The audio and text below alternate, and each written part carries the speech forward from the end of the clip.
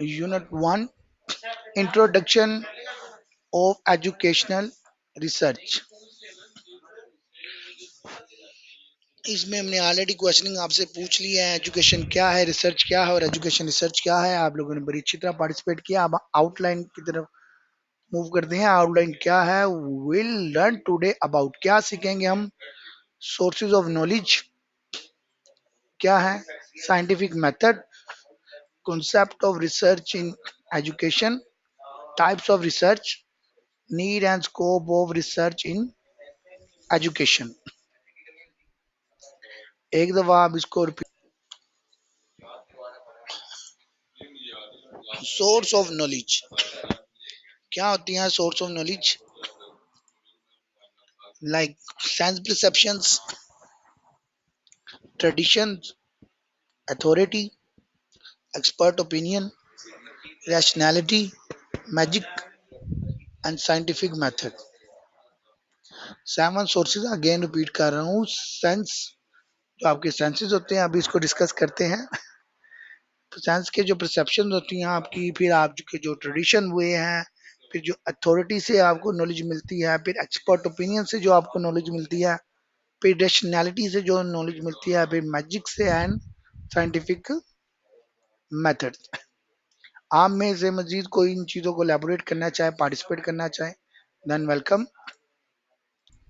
चले, आप लोगों ने बड़ा अच्छा पार्टिसिपेट किया है। मैं इसको एलेबोरेट कर देता हूँ। परसेप्शन, द एबिलिटी, ये एबिलिटी है किस चीज की? एबिलिटी टू सी, देखना, हेयर, सुनना, और बिकम अवेयर, किस चीज से अवेयर होना? Something through the senses.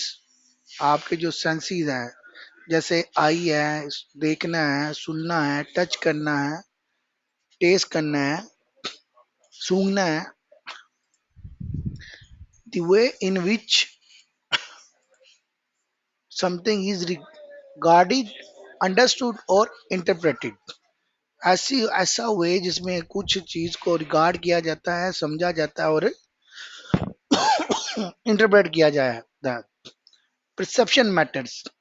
जैसे एक पिक्चर यहाँ पे, जो ब्लैक एंड व्हाइट पिक्चर है, यहाँ पे देखें, यहाँ पे लेफ्ट साइड पे जो खड़ा हुआ है उससे ये रोड्स फोर नजर आ रही है। अगर आप गौर से देखें तो ये फोर ही नजर आ रही होंगी उस एंगल से। लेकिन जो राइट साइड पे खड़ा है वो कहता है नो, ये थ्री है, क्योंकि उसके एंगल से देखेंगे तो आपको ये क्या नजर आएगी? थ्री नजर आएगी।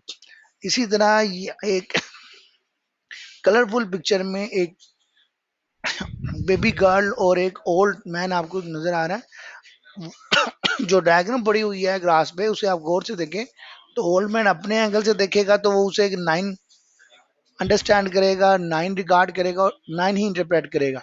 इसी तरह अगर बेबी गर्ल उसे देखेगी तो उस एंगल से वो उसे सिक्स नजर आएगा, सिक्स ही रिगार्ड करेगी, सिक्स ही अंडरस्टूड करेगी और सिक्स ही उसे क्या करेगी? इंटरप्रेट करेगी। यानी कि हर बंदे की जो परसेप्शन है, जिस तरह से वो देख रहा होता है, सुन रहा होता है, जिस तरह से अंडरस्टैंड कर रहा होता है, उसी तरीके से अपने सेंसेस के मुताबिक उसे वो क्या करता है? इंटरप्रेट करता है।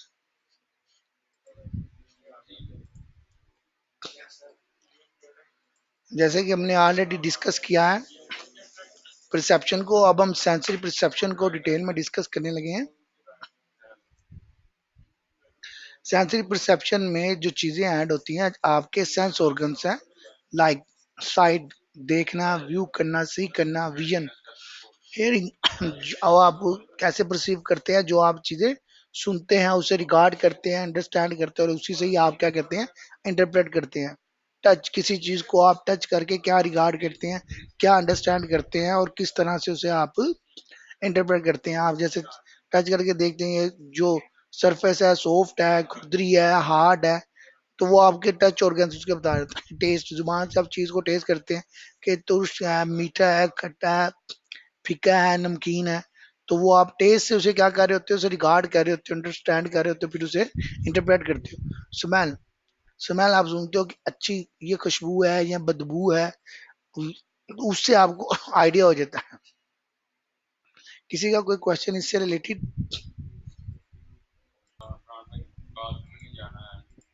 हाँ जी, tradition. Second source of knowledge tradition क्या है? The transmission of customs. किसकी ट्रांसमिशन है? कस्टम्स की और बिलीव्स की, फ्रॉम जनरेशन टू जनरेशन, और the fact of being passed on in this way. यानी कि आपकी जो ट्रांसफॉर्मेशन होते हैं, आपके क्या रसूमात हैं, क्या बिलीव्स हैं, वो एक जनरेशन से दूसरे जनरेशन, और जो फैक्ट्स हैं जो पास्ट में हुए हैं इस वे में, उसे हम क्या बोलेंगे? ट्रेडिशनल। कि ये हमारी रसूमात हैं, ये हमारे कल्चर है, ये हमारे बिलीव्स हैं, वो एक जनरेशन से क्या होती है? ट्रांसफर होती हैं। आपकी कस्टम्स दूसरी जनरेशन पे वो इसी तरह ये कंटिन्यू प्रोसेस है। अगर इस चीज को आप रिसर्च से रिलेट करें तो जैसे ट्रेडिशन है, आपने रिसर्च के लिए एक चीजों को, एक बाउंड्री को, सिस्टमेटिक वे को डिफाइन कर लिया है, वही चीज आपने सीखी, वो फिर आने वाले जनरेशन को यही बताया कि रिसर्च करने का ये मेथड है, ये वे है, ये प्रोसीजर है, ये उसके कस्टम्स हैं और ये बिलीव्स हैं। और वो एक जनरेशन से दूसरी जनरेशन वो आगे सोन कंटिन्यू ट्रांसफर, वो इंफॉर्मेशन होती चली जाती है, वो बिलीव्स, वो आइडिया, वो कॉन्सेप्ट, वो मेथोडोलॉजी, वो स्ट्रेटजीज, ये कन्वर्ट होती है।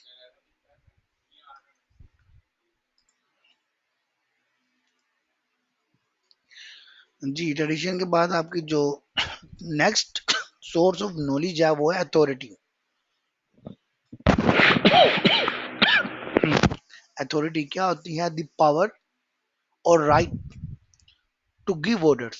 आपके पास जो पावर है, जो राइट है, हकूक है कि आप दे सके क्या? ऑर्डर।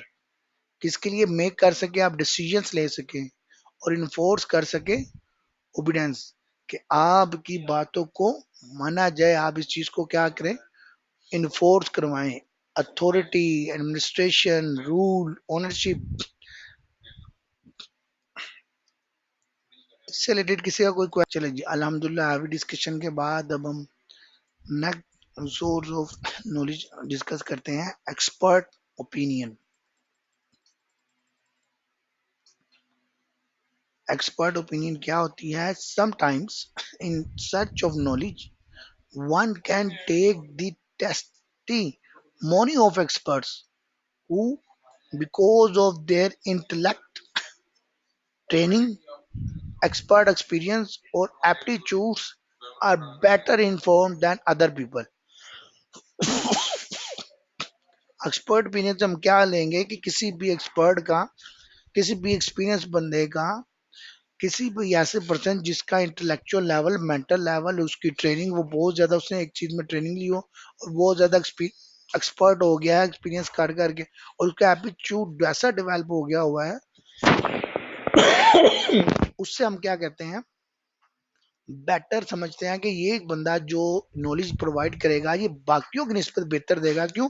इसकी मेंटल एबिलिटी, इंटेलेक्चुअलिटी, इसकी ट्रेनिंग जो है उस पर ज्यादा है, इसका एक्सपीरियंस उस पर ज्यादा है, इसका एप्टीट्यूड बेहतर है, इसने इस काम के ऊपर, इस वर्क से रिलेटेड जो काम परफॉर्म किया है वो बहुत बेहतर लेवल पे किया हुआ है। इसको आप एजुकेशन में, रिसर्च में और एजुकेशन रिसर्च में भी पॉइंट आउट कर सकते हैं कि ये एक्सपर्ट ओपिनियन है, इनका मेंटली तौर पे इन्होंने ये स्टडी की हुई है और इस रिसर्च के ऊपर इनकी ट्रेनिंग है और इस रिसर्च को करते हुए इतना ये एक्सपीरियंस है, ये एप्टीट्यूड है, तो ये केस स्टडीज है। तो उनकी जो रिसर्चेज हैं उनको आप, उनकी फाइंडिंग्स, उनकी कंक्लूजन्स और उनकी डिस्कशंस को आप कोट कर सकते हैं और उनसे राय ले सकते हैं। Rationality.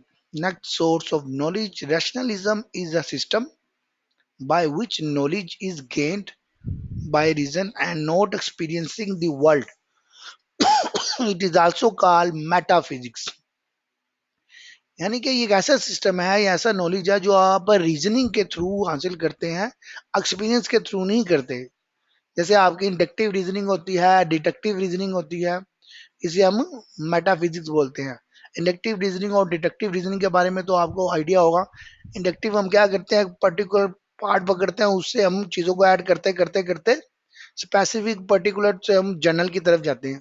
डिटेक्टिव में हम क्या करते हैं? हम जनरल को पकड़ते हैं और चीजों को रिड्यूस करते करते करते करते स्पेसिफिक और पर्टिकुलर खास रीजनिंग की तरफ मूव करते हैं। उम्मीद है आपको रैशनैलिटी क्लियर होगा। नेक्स्ट जो सोर्स ऑफ नॉलेज है वो है magic. Magic, another way an individual can gain knowledge and control the world is through magic. Magic के थ्रू एक इंडिविजुअल, एक फर्द, एक इंसान क्या कर सकता है, नॉलेज हासिल कर सकता है और क्या कर सकता है, कंट्रोल कर सकता है वर्ल्ड को through magic. There are two broad classes of magic. दो ब्रॉड क्लासेस है मैजिक की। One is imitative magic, other is contagious. हम डिस्कस करते हैं ये इमिटेटिव मैजिक क्या है और कॉन्टेजियस मैजिक क्या है। चलें, imitative magic. People attempt to produce a desired effect by imitating that effect। लोग क्या करते हैं, अटेम्प्ट करते हैं ताकि वो प्रोड्यूस कर सकें desire effect by imitating the effect. Contingent magic क्या है, is based on associations between objects और इवेंट्स। ये किस पे बेस करता है, एक एसोसिएशन कि एक ऑब्जेक्ट और एक इवेंट के दरमियान क्या एसोसिएशन है, ये उसके ऊपर बेस करता है। नेक्स्ट सोर्स ऑफ नॉलेज है साइंटिफिक मेथड। ये एक साइंटिफिक मेथड है, सिस्टमेटिक वे है आपका, जैसे आप सोर्सेज ऑफ नॉलेज बोलते हैं। जैसे सबसे पहले आप क्या करते हैं, ऑब्जर्वेशन करते हैं, उसके बाद क्वेश्चन। अगर इसको एजुकेशन रिसर्च या रिसर्च के पॉइंट ऑफ से देखें तो आप ऑब्जर्वेशन के बाद अपना रिसर्च क्वेश्चन बनाते हैं, फिर आप हाइपोथेसिस करते हैं कि ऐसा होगा या ऐसा नहीं होगा, इनके दरमियान कोई रिलेशन है या नहीं है, कोई इफेक्ट है या नहीं है। जैसे H1 और H0, नल हाइपोथेसिस और अल्टरनेटिव हाइपोथेसिस। फिर आप एक्सपेरिमेंट परफॉर्म करते हैं, उस एक्सपेरिमेंट से आप क्या करते हैं, डेटा कलेक्ट करते हैं। उस डेटे को फिर आप एनालिसिस करते हैं कि जो एनालिसिस आपने डेटा कलेक्ट किया, एक्सपेरिमेंट किया, उसके क्या रिजल्ट आए हैं।